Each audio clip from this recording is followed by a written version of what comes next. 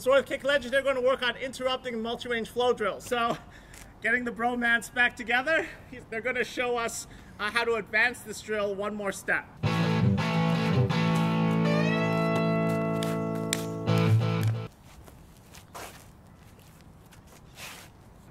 So last time we looked at working from kicking range into hand range. We worked inside, outside, outside, inside, into that triple jab.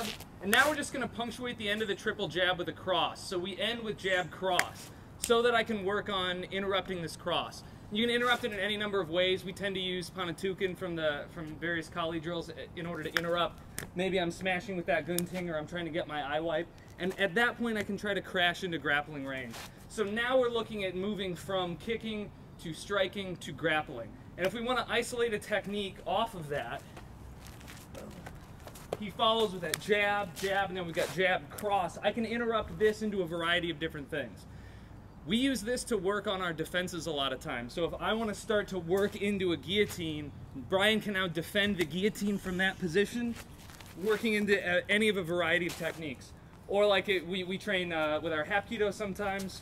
Boom. We want students to work on their joint lock defenses. Maybe I'm going to work on picking up this corkscrew joint lock, and now Brian can work his defense against it. And it just becomes a more dynamic way for us to work individual techniques, because we're learning to break in from a kickboxing perspective into our technical, into our technique work.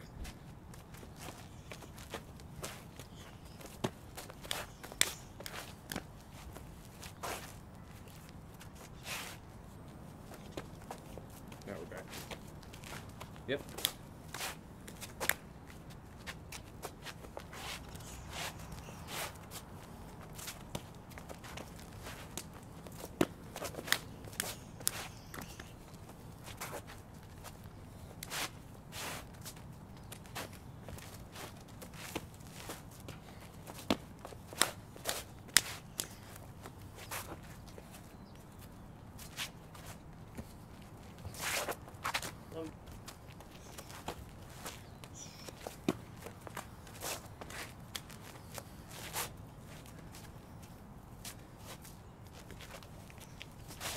So the other option, instead of waiting for the end of the drill, and again, we could put this into whatever context we want. We could go jab, jab, jab, cross. We could do jab, jab, jab, hook, jab, kick, whatever defense you want, you put at the end.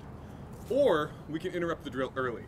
So we started with inside, outside, outside, inside, and I'm going to choose to interrupt the drill on this last lead leg kick. So we go inside, outside, outside, and I'm going to sneak this leg in to ride and shield to the side, offsetting his stance for a nice groin kick, maybe a scoop, and I can go right back to my boxing.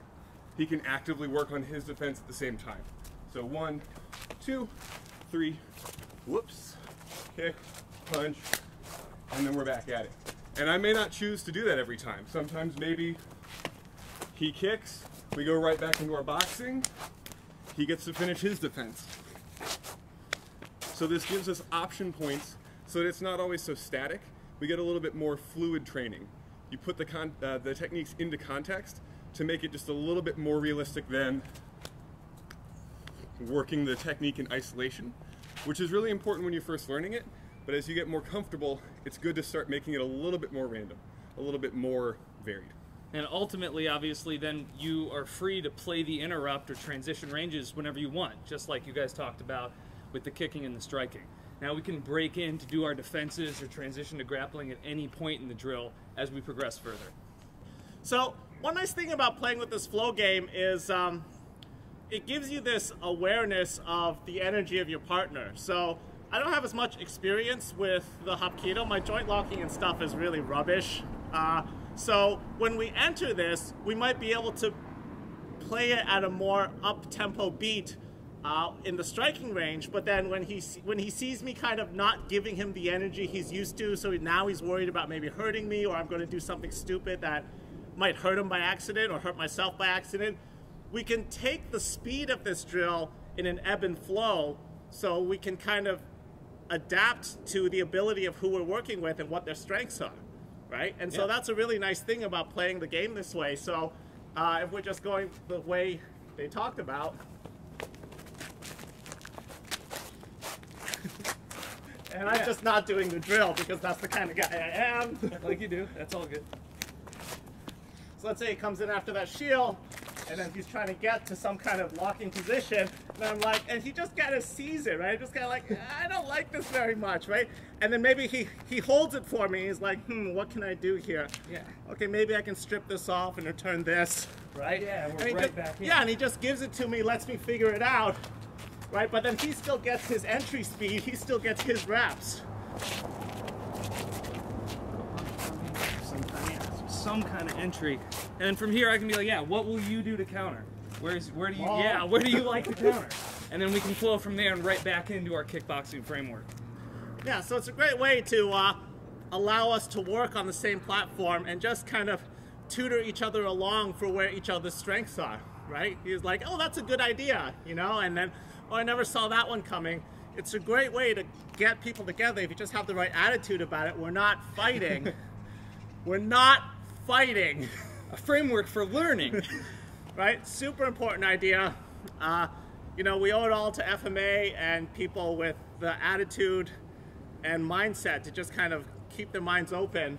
And that's part of why I love meeting people at the Mall Morning Seminar. You know, Silat's not my thing. I come as much for the greatness of Mall as just meeting the great people who come here. Because I think they all share a certain energy and philosophy. All right, so I hope you enjoyed that. Make sure you check them out.